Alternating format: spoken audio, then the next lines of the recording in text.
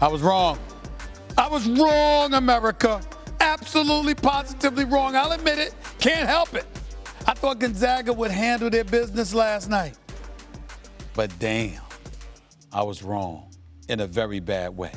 In my defense, however, I knew I was wrong about 2 minutes into the game last night. It didn't take me long to see the error of my ways. You could see from the very start. You could see that it was going to be an annihilation. It's ESPN Plus, but it's necessary to say this: an ass kicking. We've seen favorites get upset before because they underestimate their opponents and fall behind. But that wasn't the case here. This was simply a Baylor team that outclassed Gonzaga in every imaginable way. Gonzaga didn't belong on the same court as that Baylor crew last night. Speed up and down the court that Gonzaga simply could not match. Dropping threes with ease, getting dribble penetration anytime they wanted to. Those Baylor monsters throwing Drew Timmy around underneath the basket like a rag doll. I saw all of that. Baylor's Mark Vital had more offensive rebounds last night than the entire Gonzaga team. Now that's just embarrassing. They could have called this game 4 minutes in. Hell, they should have called it 4 minutes in. And I should have picked Baylor. Bigger, stronger, faster, more athletic, better guards. I should have picked Baylor. I got it wrong. But I'm a Baylor believer now. And I'll say this too. After getting exposed like they did last night, it's going to be hard for me to ever buy into the Gonzaga hype again. They were undefeated, I know. They beat some big-time teams this year. They deserve credit for that. They should have been ranked number 2 all year instead of number 1. That's what I believe after watching Baylor last night. They also play in the West Coast Conference. Baylor in the Big 12, going against Kansas and people like that. Gonzaga is going against Pepperdine, St. Mary's.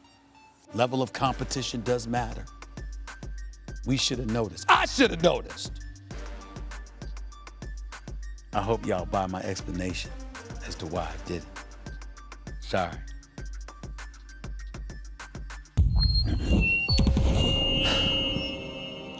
I want to take a minute to talk about Hubert Davis being named the new head men's basketball coach at the University of North Carolina. Because we shouldn't breeze by this news like it's just another hiring. It's far more significant than that. Think of some of the most prominent programs in men's college basketball history. Duke has never had a black head coach. Kansas has never had a black head coach. Kentucky had one in Tubby Smith years ago. UCLA hasn't had a black head coach since the 1980s. All those programs have had a whole lot of black players. A whole hell of a lot of black players. But black head coaches, I can count them all on one hand. That's why the Hubert Davis hiring matters. It means something that he's the first black man to lead that North Carolina program. It means something that Juwan Howard has Michigan contending for national titles. That Patrick Ewing is having some success at Georgetown. That Mike Woodson is the new head coach at Indiana. That Mike Boynton has turned the Oklahoma State program around. That Dawn Staley got South Carolina to their 3rd Final Four in the past 7 seasons this year on the women's side. That Adia Barnes got the Arizona women to the national title game. Those accomplishments and so many others, from London Hamilton at Florida State to Lavelle Moulton at North Carolina Central, I can't count on one hand. The accomplishments by black coaches in college basketball have been plentiful. Yet high-profile opportunities, the rewards for those accomplishments, have not.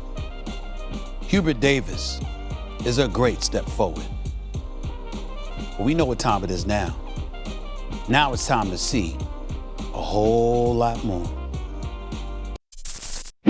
Thanks for watching ESPN on YouTube. For live streaming, sports, and premium content, subscribe to ESPN Plus.